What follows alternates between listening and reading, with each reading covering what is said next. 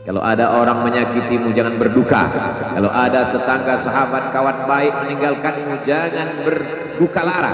Karena sesungguhnya di balik itu semua, fa inna ma'al usri yusra, inna ma'al usri yusra. Idza dhaqat 'alaika dunya faqul ya Allah. Kalau terasa sempit dunia, mengadulah kepada Allah. Idza sa'alta fas'alillah. Kalau minta-mintalah kepada Allah. Wa idza sta'anta fasta'in billah. Kalau minta tolonglah kepada Allah.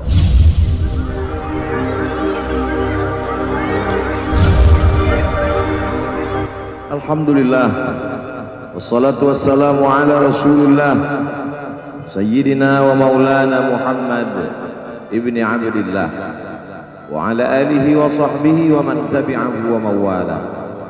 Asyhadu an la ilaha illallah wahdahu la syarika lah wa asyhadu anna sayyidana Muhammadan abduhu wa rasuluhu la nabiyya ba'dah. Allahumma salli ala sayyidina Muhammadin nabiyil ummi wa ala alihi wa sahbihi wa barik wa sallam. Qala Allah ta'ala fil Qur'anil azim wa huwa asdaqul qailin. A'udzu billahi minasy syaithanir rajim. Ya ayyuhalladzina amanu taqullaha haqqa tuqatih wa la tamutunna illa wa antum muslimun. Wa qala ta'ala fi ayatin ukhra. يا أيها الذين آمنوا اتقوا الله وقولوا قولا سديدا يصلح لكم أعمالكم ويغفر لكم ذنوبكم ومن يطع الله ورسوله فقد فاز فوزا عظيما. عباد الله أوصيكم ونفسي بتقوى الله وطاعته فقد فاز المتقون. Hadirin jamaah Jumat yang dimuliakan Allah Subhanahu wa taala. Semua orang senang melihatnya karena dia bersih, karena dia rupawan, karena dia sopan dan santun, karena ayahnya meninggal dan ibunya juga sudah lama meninggalkan.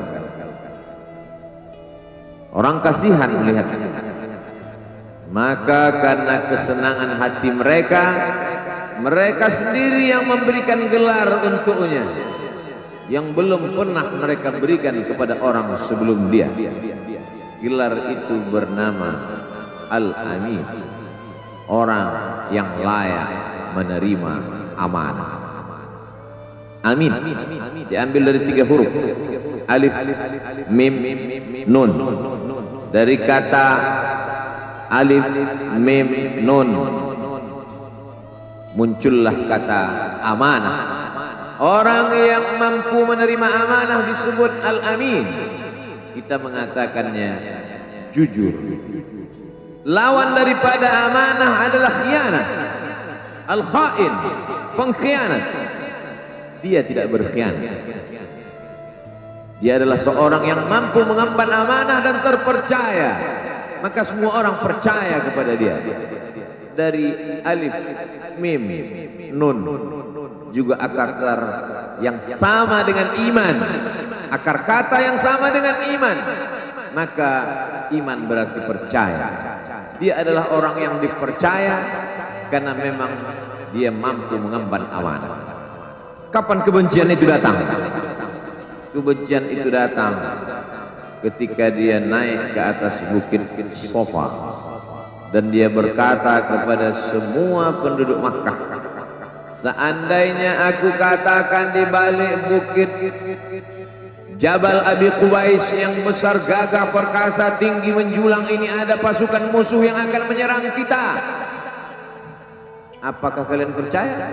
Semua mereka berkata, shadaqnaka, kami percaya karena memang kami menggelar engkau orang yang dapat dipercaya. Seandainya aku katakan bahwa ada pasukan musuh yang akan meluluh lantakkan, menghantam, membunuh kita, apakah kalian percaya? Mereka menjawab, shadaqna, kami percaya. Seandainya aku katakan bahwa aku menerima wahyu dari Allah dan aku diperintahkan Allah untuk mengabarkan kepada kalian yang baik-baik akan masuk surga, yang jahat-jahat akan masuk neraka, percayakah kalian? Disitulah perlawanan datang, bukan dari orang lain, bukan dari musuh, bukan dari lawan, perlawanan itu datang dari saudara kandung, dari ayah kandung yang masih ada hubungan darah. Tabban laka ya Muhammad alihadza jama'tana, celakalah engkau Muhammad, apakah hanya untuk ini saja kau kumpulkan kami hari ini? Allah membelanya, langsung Allah membelanya. Dia tidak membela dirinya, tapi Allah mengatakan tabbat yada abi lahabi wa tabba ma aghna anhu maluhu, hartanya tak ada berguna, wa ma kasab, hasil usahanya tak mendatangkan manfaat, wa imra'atuhu hammalatal hatab, istrinya menjadi pembawa kayu bakar, simbol dari adu domba, kata-kata yang membuat menyakitkan hati yang dibawa oleh Ummu Jamil istri Abu Lahab untuk menyiksa, menjelekkan, membuli, menebarkan berita untuk membunuh karakter Sayyidina wa Maulana Muhammad sallallahu alaihi wasallam. Ini bukti kalau hari ini ada anak muda yang rupawan, yang dermawan, yang disenangi lingkungannya, tidak ada orang yang tersinggung, biasa. Karena Nabi Muhammad SAW juga pernah mengalami hal itu. Tapi begitu kau katakan, aku tadi malam bermimpi bahwa aku mesti hijrah, meninggalkan komunitas peminum khamar, meninggalkan geng kita yang selama ini bicara tentang yang haram, maka disitulah mereka akan berkata, apakah hanya untuk ini saja kita berteman selama ini? Mana persahabatan kita? Apa yang dialami pemuda-pemuda hijrah hari ini dialami oleh Rasulullah sallallahu alaihi wasallam 14 abad yang silam. Ketika kau berhasil bisnis, orang senang. Ketika kau berhasil membina rumah tangga, tidak ada orang yang tersakiti. Ketika anakmu lucu-lucu dan kau berada di tengah mereka, tidak terusik kepentingan mereka, tidak terganggu ekonomi mereka, engkau adalah sahabat, engkau adalah teman setia. Tetapi ketika kau tidak ikut kemauan manusia, disitulah engkau sedang melantik dirimu sendiri menjadi musuh. Maka Allah kuatkan hatimu. Wa in tuti aktsara man fil ardi, kalau kau ikut kebanyakan orang di atas muka bumi, yudilluka an sabilillah, mereka hanya akan menyesatkan engkau dari jalan Allah Subhanahu wa taala. Tapi api itu tidak pernah padam. Kalau dia padam, maka berakhirlah dakwah Islam. Dia terus bergelora, dia terus menyala, dia terus membakar kemunafikan, membakar kemusyrikan, sampai akhirnya embargo pun tiba. Jangan ada yang mau bergabung dengan kelompok Muhammad sallallahu alaihi wasallam. Jangan ada yang mau berkirim makanan, jangan ada yang mau berdagang, jangan ada yang mau menjalin transaksi. Mereka ingin membunuh secara perlahan-lahan. Jangan beli produknya, jangan duduk bersamanya, jangan berteman dengan dia. Kenapa kamu mau berfoto dengan dia? Kenapa kamu mau bergambar dengan dia? Kenapa kamu masih mau mendengar ceramah dia? Adakah orang yang mengalami hal itu hari ini? Adakah ketakutan dari hamba Allah yang mengatakan Allahu Akbar, Allah Maha Besar, tapi takut ditinggalkan kawan, cemas ditinggalkan sahabat? Maka itu pernah terjadi pada kelompok Sayyidina wa Maulana Muhammad sallallahu alaihi wasallam. Kalau pembunuhan karakter tidak berhasil, maka ada yang lebih dahsyat daripada itu. Mereka tawarkan dunia beserta isinya. Wallahi, demi Allah wahai paman, demi Allah wahai Abu Talib, law wada'u syamsa fi yamini wal qamara fi yasari, andai mereka letakkan matahari di tangan kananku, bulan di tangan kiriku, ala an atruka hadzal amr, supaya aku tinggalkan dakwah ini, aku tidak akan meninggalkannya. Bujuk rayu mulai tiba. Itu terjadi pada diri Nabi Muhammad sallallahu alaihi wasallam. Kalau kau tidak mempan dimusuhi, kalau kau tidak mempan dirangkul, kau akan dipukul. Kalau kau tidak mempan dipukul, kau akan dirangkul. Berbagai macam cara, dari mulai yang paling keras sampai yang paling lembut, dari mulai yang paling lembut sampai yang paling keras, sampai akhirnya tempat bergantung itu hilang, lenyap, musnah. Ada dua tempat bergantung. Saudara kandung ayah Abu Talib. Mereka tidak mengusiknya karena dia keponakan Abu Talib. Abu Talib anak Abdul Muttalib, Abdul Muttalib anak Hashim, Hashim anak Abdi Manaf, Abdi Manaf anak Qusay, Qusaylah pendiri Darun Nadwah. Mereka keturunan darah mulia dari Adnan. Adnan menerima tetesan darah dari Ismail. Ismail anak kandung Ibrahim alaihissalam. Jangan ganggu dia karena dia keponakan Abu Talib. Masih ada backing, tapi Allah ingin agar hati itu tidak bergantung kepada manusia. Dia buat Abu Talib meninggal dunia, masih ada lagi tempat bergantung. Dia yang dulu ketika kedinginan datang, dia yang menyelimuti. Yang dulu ketika ketakutan datang, dia yang menenangkan. Dia datang menemui Waraqah ibnu Naufal. Waraqah berkata, Namus, malaikat yang pernah datang kepada Ibrahim, yang pernah datang kepada Musa, yang pernah datang kepada Isa, sekarang dia datang kepada suamimu. Katakanlah, jangan takut, jangan cemas. Kalau nanti sampai masanya dia akan diusir dari kampung halamannya, aku orang pertama yang akan membelanya. Karena begitu yang kutemukan dalam kitab-kitab suci yang kubaca.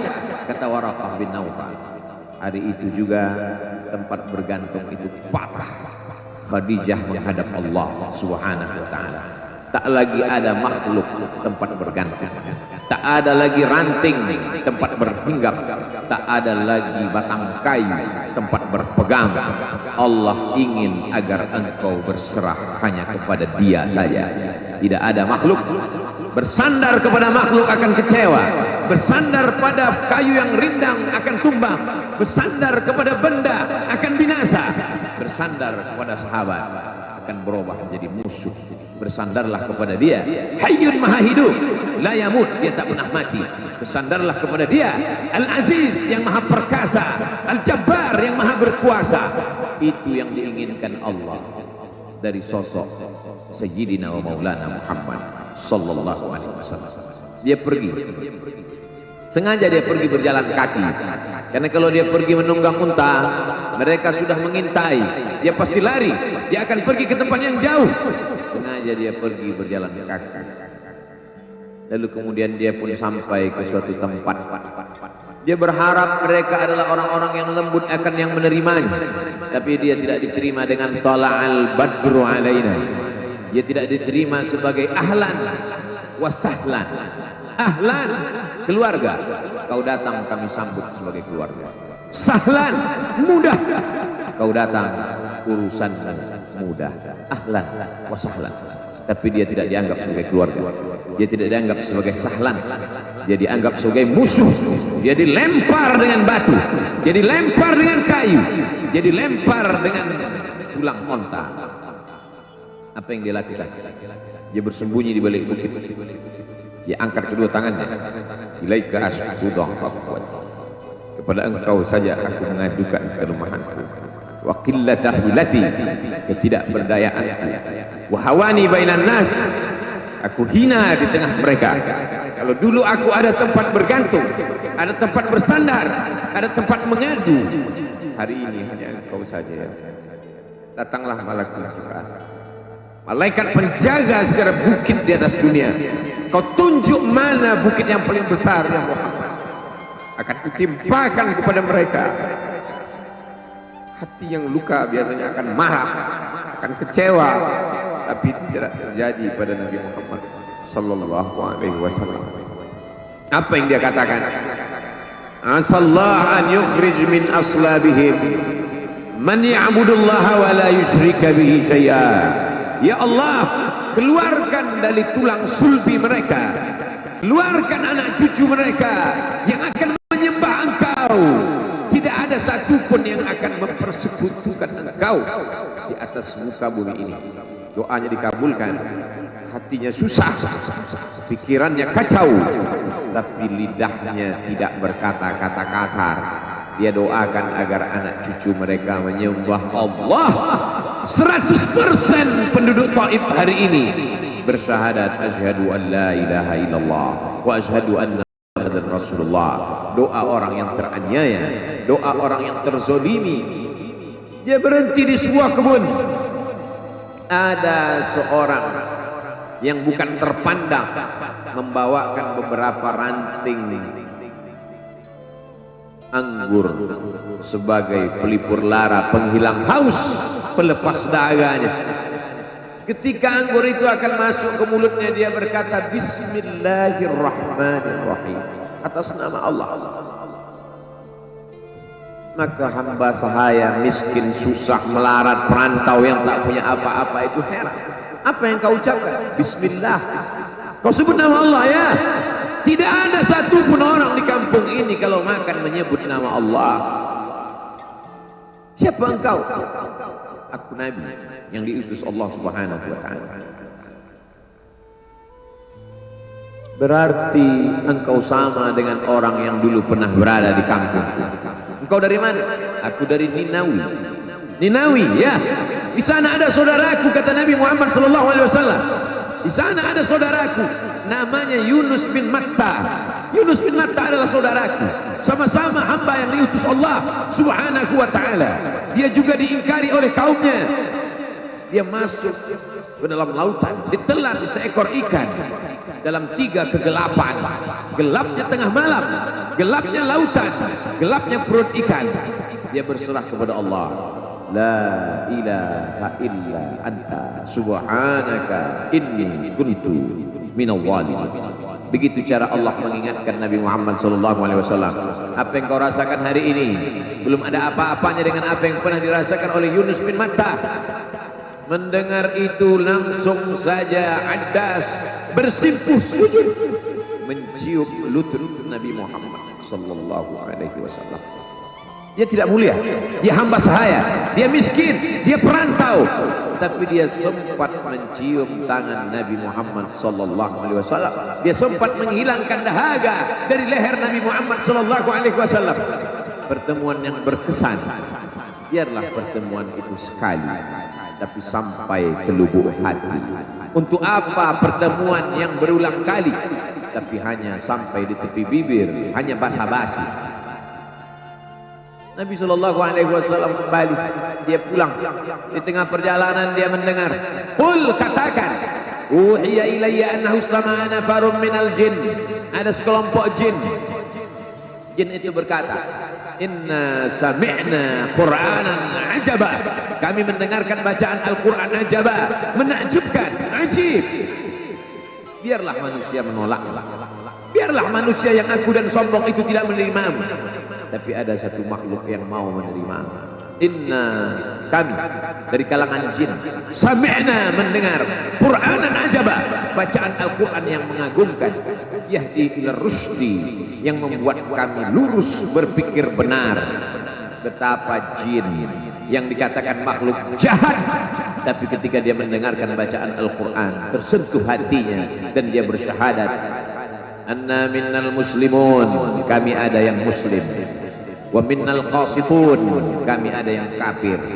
Yang muslim taharrau rasada, selalu mencari jalan kebenaran. Yang kafir kanu li jahannam hataba, mereka hanya akan menjadi santapan neraka jahannam. Dia kembali ke kota suci Makkah Al-Mukarramah seperti biasa, sampai akhirnya datanglah malaikat Jibril membelah dadanya, mensucikan hatinya sampai layak, lalu kemudian dia pun dibawa. Subhanalladzi asra bi'abdihi lailan, maha suci Allah yang memperjalankan hambanya pada suatu malam, minal masjidil haram ilal masjidil aqsa, dari Masjidil Haram ke Masjidil Aqsa, alladzi barakna haulah, kami berkahi sekelilingnya. Untuk apa? Linuriyahu min ayatina, kami ingin memperlihatkan kepadanya tanda-tanda kebesaran kami. Selama ini dia hanya didengar, azab kubur didengar, neraka jahanam didengar, malaikat didengar. Hari ini kami ingin memperlihatkan tanda-tanda itu kepada hamba kami. Jangan bersedih ketika kau didustakan. Jangan bersedih ketika kau dibunuh karakternya. Jangan berduka cita ketika tidak ada manusia yang menerimamu. Karena sesungguhnya itu hanyalah cara Allah menguatkan hatimu. Karena dia ingin mengangkat derajatmu, menempatkan di tempat yang terpuji, memperlihatkanmu sesuatu yang tidak pernah dia perlihatkan kepada manusia yang lain. Dia buat hatimu hancur berkeping agar tidak lagi ada tempat makhluk dalam hatimu. Yang ada hanya Allah semata. Ma fi qalbi ghairullah. Pada saat itu mentalmu sudah kuat, layaklah engkau berada di tempat yang terpuji. Kalau ada orang menyakitimu, jangan berduka. Kalau ada tetangga, sahabat, kawan baik meninggalkanmu, jangan berduka lara. Karena sesungguhnya di balik itu semua, fa inna ma'al usri yusra, inna ma'al usri yusra. Idza dhaqat 'alaika dunya, faqul ya Allah. Kalau terasa sempit dunia, mengadulah kepada Allah. Idza sa'alta fas'alillah. Kalau minta-mintalah kepada Allah. Wa idza sta'anta fasta'in billah. Kalau minta tolong, minta tolonglah kepada Allah. Iyyaka na'budu wa iyyaka nasta'in. Kepada Engkau kami menyembah, kepada Engkau kami beribadah, kepada Engkau kami bersimpuh sujud, kepada Engkau juga kami meminta pertolongan. Barakallahu li wa lakum fil Qur'anil 'azim wa nafa'ani wa iyyakum bima fihi minal ayati wadh-dhikril hakim wa taqabbala minni wa minkum tilawatahu innahu huwal ghafurur rahim.